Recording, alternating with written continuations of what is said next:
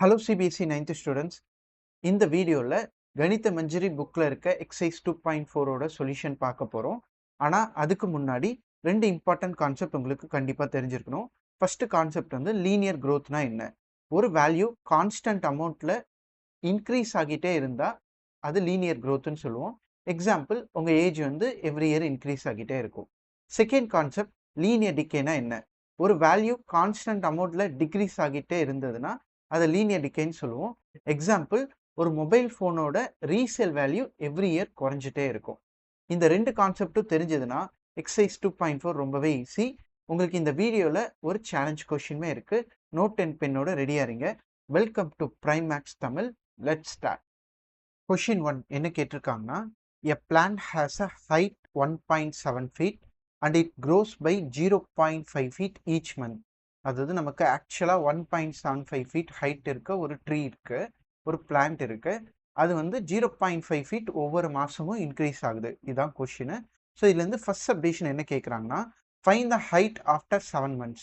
ஒரு மந்த்துக்கு 0.75 feet increase ஆகும். அப்போ 7 monthல எவ்வளோ ஹைட் இன்க்ரீஸ் ஆயிருக்கும்னு நம்ம கண்டுபிடிக்கணும். ஃபர்ஸ்ட் க்ரோத் எவ்வளோ இருக்குன்னு நம்ம ஃபர்ஸ்ட் பார்த்துடலாம். 7 times 0.5 பண்ணால் நமக்கு 3.5 feet வந்து இன்க்ரீஸ் ஆகும். ஆனால் இது கரெக்டான வேல்யூவா இல்லை. நம்ம ஒரிஜினலாக ஹைட்டு 1.75 இருந்ததுல அது கூட இந்த 3.5 ஆட் பண்ணாதான் நமக்கு டோட்டல் ஹைட் கிடைக்கும். ஸோ டோட்டல் ஹைட் வந்து 5.25 feet. ரொம்ப சிம்பிளான கொஸ்டின் தான். இதில் நெக்ஸ்ட் சப்டிவிஷன் இப்போ போகலாம். சப்டிவிஷன் 2 என்ன கேட்டிருக்காங்க அப்படின்னா, make a table of values of T varying from 0 to 10 months. அப்போ டீங்கிற டைட்டில் வந்து ஃபர்ஸ்ட் மந்த்து, செகண்ட் மந்த்து, அப்படி 10th மந்த் வரையும் வெரி பண்ணும். 0th மந்த்லேருந்து ஸ்டார்ட் பண்ணும். அப்புறம் ஒவ்வொரு மந்த்லேயும் என்ன ஹைட் மாறி இருக்கும் பிளான்ட்டுக்கு அப்படிங்கிறத ஹெச்ன்னு வச்சு நம்ம ஒரு டேபிள் ஃபார்ம் பண்ண போகிறோம். ஸோ அந்த டேபிளில் ஃபஸ்ட்டு டீக்கு 0, 1, 2, 3 அப் டு 10th மந்த் வரையும் போட்டுக்கிட்டோம். ஹெச் வந்து ஹைட்டை ரெஃபர் பண்ணும். இப்போ நமக்கு 0th மந்த்தில் நமக்கு எந்த ஒரு க்ரோத்துமே நமக்கு இருந்திருக்காது. ஸோ அப்போ 1.75 வந்து நமக்கு ஹைட்டு.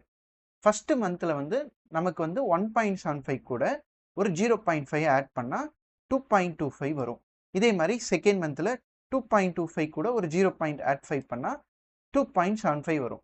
இதே மாதிரி நம்ம கண்டினியூ பண்ணால் 10th மந்த் வரையும் எவ்வளோ இன்க்ரீஸ் ஆயிருக்கு நமக்கான டேபிள் கிடைச்சிரும். இப்போ நம்ம நெக்ஸ்ட் சப்டிவிஷன் போகலாம். சப்டிவிஷன் 3 என்ன கேட்டிருக்காங்கன்னா, find an expression that relates H and T. அப்போ நம்ம ஒரு எக்ஸ்பிரஷன் சொல்லணும். ஹெச் வந்து ஹைட்டை ரெஃபர் பண்ணணும். நம்மளோட ஹைட் வந்து 1.75 feet வந்து ஃபிக்ஸ்டு. அது கூட ஒவ்வொரு மந்த்தும் நம்ம 0.5 feet ஆட் ஆகிட்டே இருக்கும். மந்த்து சொல்கிறதுக்காக டீயை நம்ம மல்டிப்ளை பண்ணால் தான் அதுக்கான கரெக்டான எக்ஸ்பிரஷன் கிடைக்கும். ஸோ இதான் நமக்கான எக்ஸ்பிரஷன். நெக்ஸ்ட் அதுலேயே என்ன கொஷின் கேட்டிருக்காங்கன்னா, நம்ம எழுதின எக்ஸ்பிரஷன் எதனால லீனியர் க்ரோத் அப்படின்னு கேட்டிருக்காங்க. நமக்கு வந்து ஹைட் வந்து இன்க்ரீஸ் ஆகிட்டே இருக்குது by a constant value 0.5 feet. So ஒவ்வொரு மந்த்தும் நமக்கு கான்ஸ்டண்ட்டாக 0.5 feet இன்க்ரீஸ் ஆகிட்டே இருக்குல்ல, இதுதான் லீனியர் க்ரோத்துக்கான ரீசன். இப்போ புரிஞ்சதுக்கலாம் இந்த ஃபர்ஸ்ட் சம். இப்போ நம்ம நெக்ஸ்ட் சம் போகலாம். கொஷின் 2 என்ன கொடுத்துருக்காங்கன்னா, என் mobile phone is bought for rupees 10,000. Its value decreases by rupees 800 every year. So இதில் ஃபர்ஸ்ட் சப்டிவிஷன் வந்து find the value of a phone after 3 years. So அதாவது ஒரு மொபைல் ஃபோன் வந்து ஒரிஜினலாக எவ்வளோ வேல்யூ இருக்குது, ஸ்டார்டிங் வேல்யூ வந்து 10,000 இருக்கு. ஓகே, அதோட வேல்யூ வந்து டிக்ரீஸ் ஆகிட்டே வருது எவ்ரி இயர்.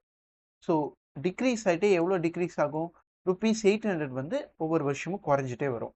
இப்போ கொஸ்டின் என்னன்னா, 3 வருஷம் கழிச்சு அந்த மொபைல் ஃபோனோட ப்ரைஸ் என்ன அப்படின்னு கேட்டிருக்காங்க. அப்போ நம்ம 3 இயர்க்கு அப்புறம் எவ்வளோ டிக்ரீஸ் ஆகிருக்கும் அப்படின்னு நம்ம ஃபர்ஸ்ட் கண்டுபிடிச்சாதான் வேல்யூ எவ்வளோன்னு சொல்ல முடியும். 3 into 800 போட்டால் நமக்கு என்ன கிடைக்கும்னா 2400 கிடைக்கும். இது 3 வருஷத்தில் விலை குறைஞ்சிருக்கும், எவ்வளோ குறைஞ்சிருக்கும்னு கண்டுபிடிச்சிருக்கோம். இப்போ நமக்கான ஃபைனல் வேல்யூ 3 இயர்ஸ்க்கு அப்புறம் எவ்வளோ டிக்ரீஸ் ஆயிருக்கான ஃபைனல் வேல்யூ வந்து 10,000ல் இருந்து இந்த 2400 சப்ராக்ட் பண்ணால் நமக்கு கிடைச்சிரும்.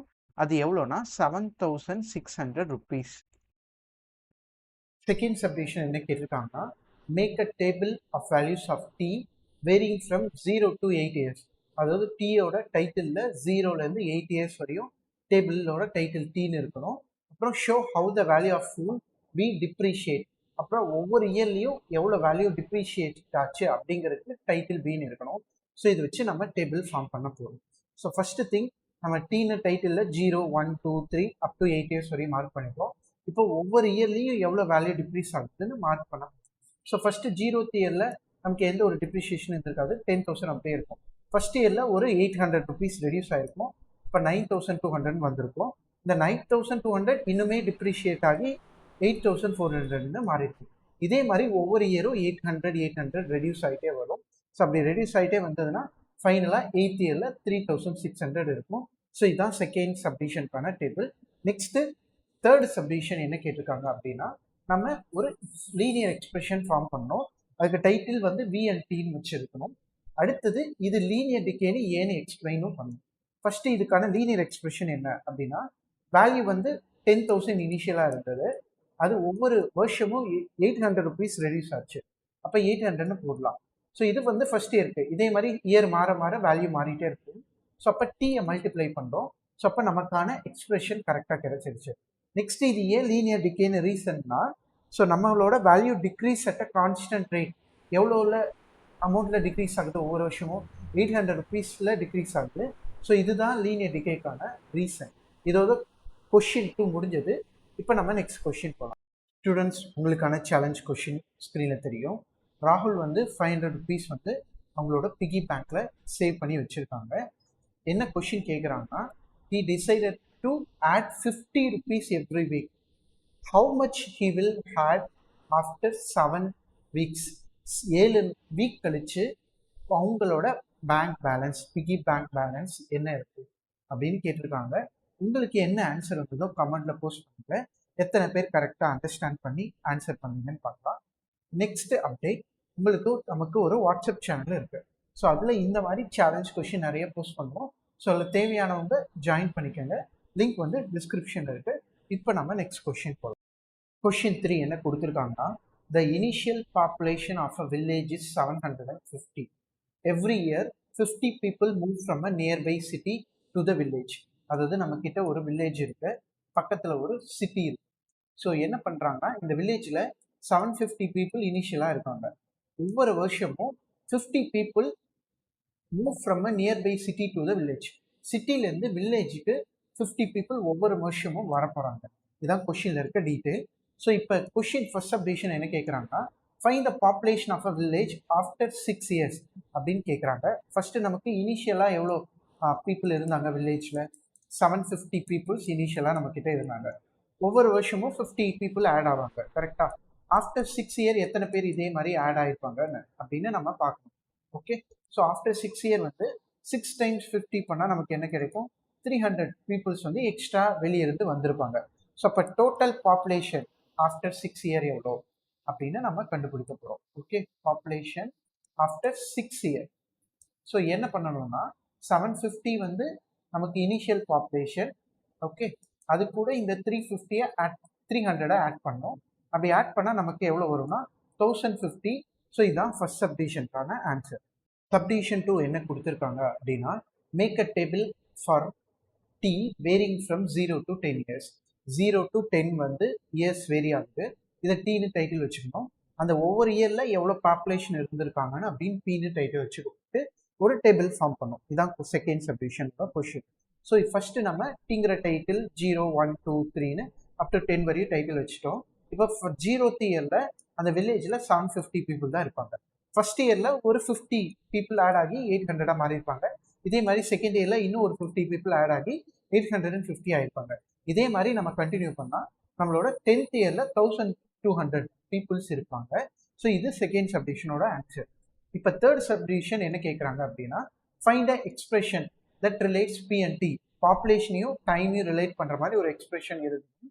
எதனால இது லீனியர் க்ரோத்னு ரீசன்னே சொல்லணும். ஃபர்ஸ்ட் நம்ம எக்ஸ்பிரஷன் எழுதலாம். பி ஈக்குவல் டு நமக்கு இனிஷியலாக எவ்வளோ பாப்புலேஷன் இருந்தாங்க? 750 இருக்குது. அது கூட எவ்வளோ ஆட் ஆவாங்க? ஒவ்வொரு இயரும் 50 people ஆட் ஆவாங்க. இயர் சேஞ்ச் ஆகிறதுனால அதை டைம்னு டீன்னு கன்சிடர் பண்ணிக்கணும். இதுதான் நம்ம equation.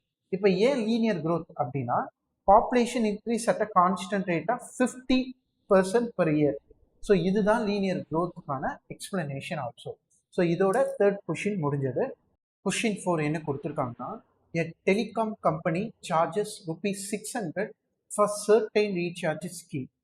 This prepaid balance reduced 15 rupees each day after the recharge. Telecom கம்பெனினா ஒரு சிம் கம்பெனின்னு நம்ம எக்ஸாம்பிளுக்கு எடுத்துக்கோம். ஸோ நம்ம வந்து 600 ருபீஸ்க்கு ரீசார்ஜ் பண்ணிடுறோம். அதுலேருந்து ஒவ்வொரு டேக்கும் 15 ருபீஸ் ரெடியூஸ் ஆகிட்டே வரும். ஸோ இந்த மாதிரி ஒவ்வொரு நாளும் நடந்துகிட்டே இருக்கும். ஸோ இதுதான் கிவன் சுச்சுவேஷன். ஸோ எல்லாரும் என்ன சிம் கார்டு யூஸ் பண்ணுறீங்க அப்படின்னு கமெண்ட்டில் மெசேஜ் பண்ணுங்கள். எத்தனை பேர் என்ன சிம் கார்டு யூஸ் பண்ணுறோன்னு தெரிஞ்சுக்கலாம். ஒரு இன்ட்ரெஸ்டிங்கான கொஷின் தான். So now first question, right an equation that models the remaining balance b of x after using a string after x days. So எப்பயுமே நம்ம இதுவரை பார்த்து சொன்னா ஈக்குவேஷன் கடைசி எழுத சொல்லுவாங்க. இப்போ ஃபர்ஸ்ட் ஈக்குவேஷனை எழுத சொல்றாங்க. என்ன ஈக்குவேஷன் நம்ம ஃபர்ஸ்ட் டே இனிஷியலாக மென்ஷன் பண்ணுவோம். இதுதான் ஃபர்ஸ்ட் சப்டிவிஷன். ஃபர்ஸ்ட் நமக்கு இனிஷியல் பேலன்ஸ் எவ்வளோ இருக்கும்? நம்ம ரீசார்ஜ் பண்ண பின்னாடி 600 ருபீஸ் இருக்கும். கரெக்ட். ஸோ 600 ருபீஸ் வந்து நமக்கு இனிஷியல் பேலன்ஸ். ஈச் டே எவ்வளோ டிக்ரீஸ் ஆகும்? ஒன் டேல எவ்வளோ நமக்கு அமௌண்ட்டு வந்து ரெடியூஸ் ஆர் டிக்ரீஸ் ஆகும் அப்படின்னு நம்ம பார்க்க போகிறோம். ஸோ எவ்வளோ டிக்ரீஸ் ஆகும்னா 50 ருபீஸ் டிக்ரீஸ் ஆகும். இது எல்லாத்தையும் நம்ம சேர்த்து ஒரு ஈக்குவேஷன் எழுத போகிறோம். இந்த ஈக்குவேஷன் வந்து பேலன்ஸ் பேஸ் பண்ண ஈக்குவேஷன். ஸோ அதனால பி ஆஃப் எக்ஸ்ன்னு டெனோட் பண்ண போகிறோம். ஸோ பேலன்ஸ் பேஸ் பண்ண ஈக்குவேஷன் பி ஆஃப் எக்ஸ்ன்னு டைட்டில் கொடுக்க சொன்னாங்க. அதனால நம்ம அப்படி கொடுத்துருக்கோம். ஸோ நமக்கு இனிஷியலாக இருந்த 600 வந்து 15 ருபீஸ் ரெடியூஸ் ஆகிட்டே வரப்போகுது ஒவ்வொரு டேவும். அந்த டே மாறிட்டே இருக்கும். அதனால எக்ஸ்ன்னு டினோட் பண்ணுறோம். ஸோ இதுதான் ஃபர்ஸ்ட் ஈக்குவேஷன் நம்ம எப்படி ஃபார்ம் பண்ணதுக்கான reason. Next we need to tell why it is a linear decay. ஏன் இந்த ஈக்குவேஷன் லீனியர் டிகேன்னு சொல்லணும்? ஸோ அதுக்கான ரீசன் வந்து 15 ருபீஸ் ஈச் டே கான்ஸ்டன்ட்டாக டிக்ரீஸ் ஆகிட்டு இருக்கு. இதுதான் லீனியர் டிகேக்கான ரீசன். சப்டிவிஷன் 2 என்ன கேட்டிருக்காங்கன்னா, after how many days will balance run out அப்படின்னு கேட்டிருக்காங்க. அதாவது என்ன மீனிங்னா, நம்மளோட பேலன்ஸ் வந்து எப்போ ஜீரோ ஆகும்? 600லேருந்து 15 ருபீஸ் குறைஞ்சிட்டே வருதுல, எந்த டேயில் ஜீரோன்னு பேலன்ஸ் மாறும்னு கேட்டிருக்காங்க. ஸோ இப்போ பி ஆஃப் எக்ஸோட ஈக்குவேஷன் நமக்கு ஆல்ரெடி தெரியும். 600 - 15x ஈக்குவல் டு 0ன்னு வச்சு சால்வ் பண்ணி எக்ஸ் என்னன்னு கண்டுபிடிக்கணும். இப்போ 600 அந்த சைடு நமக்கு எடுத்துகிட்டு போனால் இட் பிகம்ஸ் -600. இப்போ 15 வந்து அந்த சைடு நம்ம எடுத்துகிட்டு போகிறப்ப இது டிவைட் ஆகணும். -15ஆல் -15 டிவைட் பண்ணணும். ஸோ இப்போ 600 15ஆல் டிவைட் பண்ணால் மைனஸ் கேன்சல் ஆகிட்டு 14 வரும்.